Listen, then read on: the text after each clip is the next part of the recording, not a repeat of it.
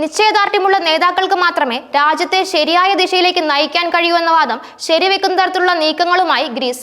രാജ്യത്തിന്റെ പുതിയ ഇമിഗ്രേഷൻ വകുപ്പ് മന്ത്രി തനോസ് പ്ലെവിർസ് തന്റെ ആദ്യ പദവിയിൽ തന്നെ വടക്കൻ ആഫ്രിക്കയിലെയും ഏഷ്യയിലെയും യുവാക്കൾക്ക് വളരെ വ്യക്തമായ സന്ദേശമാണ് നൽകിയിരിക്കുന്നത്. അനധികൃത കുടിയേറ്റത്തിനെതിരെ ഗ്രീസ് കടുത്ത നിലപാട് സ്വീകരിക്കുന്നു എന്നതാണത്.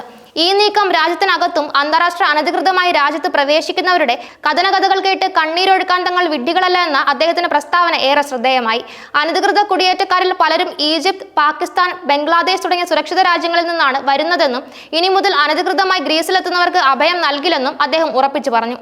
യൂറോപ്പിലേക്കുള്ള അനധികൃത കുടിയേറ്റത്തിന്റെ പ്രധാന പ്രവേശന കവാടമായാണ് ഗ്രീസിനെ കണക്കാക്കുന്നത്.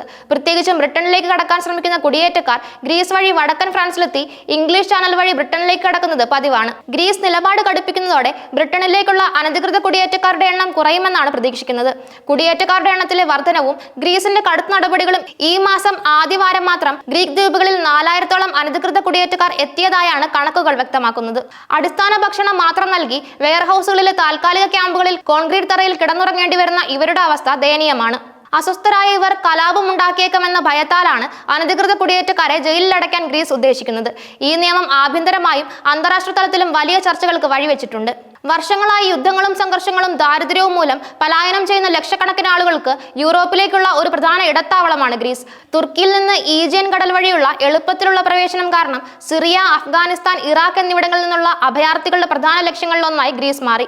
2015-16 കാലഘട്ടത്തിൽ യൂറോപ്പ് വലിയ അഭയാർത്ഥി പ്രതിസന്ധി നേരിട്ടപ്പോൾ ഗ്രീസ് ഈ പ്രവാഹത്തിന്റെ കേന്ദ്ര ബിന്ദുവായി.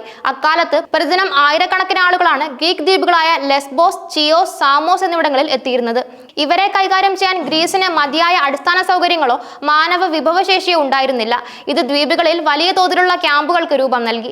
പലപ്പോഴും മനുഷ്യത്വരഹിതമായ സാഹചര്യങ്ങളായിരുന്നു അവിടെ നിലനിന്നിരുന്നത്.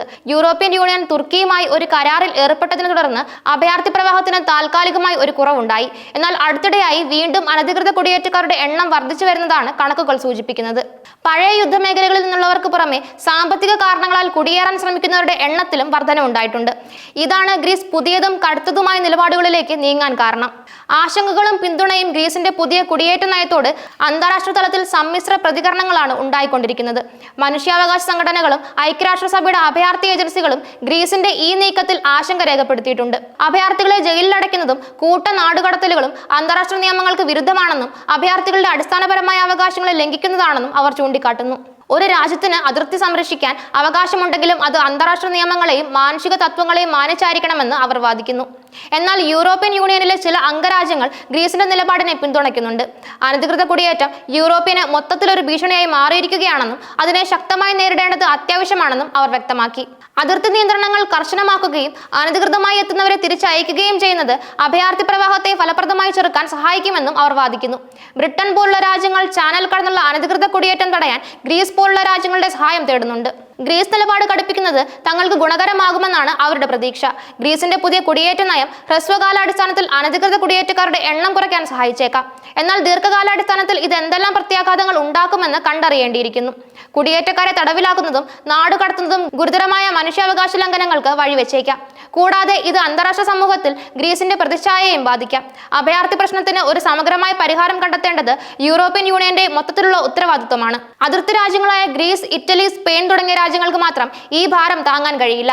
അഭയാർത്ഥികളെ തുല്യമായി പങ്കിടാനുള്ള ഒരു സംവിധാനം, അതോടൊപ്പം അഭയാർത്ഥി പ്രവാഹത്തിന്റെ മൂലകാരണങ്ങളായ യുദ്ധങ്ങൾക്കും ദാരിദ്ര്യത്തിനും പരിഹാരം കാണാനുള്ള ശ്രമങ്ങൾ എന്നിവയും അനിവാര്യമാണ്. ഗ്രീസിന്റെ പുതിയ ഇമിഗ്രേഷൻ മന്ത്രിയുടെ വാക്കുകൾക്ക് ഒരു കടുത്ത സന്ദേശം നൽകുന്നുണ്ടെങ്കിലും ഇത് വെറും വാക്കുകളാണോ അതോ പ്രാവർത്തികമാകുന്ന നയങ്ങളാണോ എന്ന് കണ്ടറിയേണ്ടിയിരിക്കുന്നു.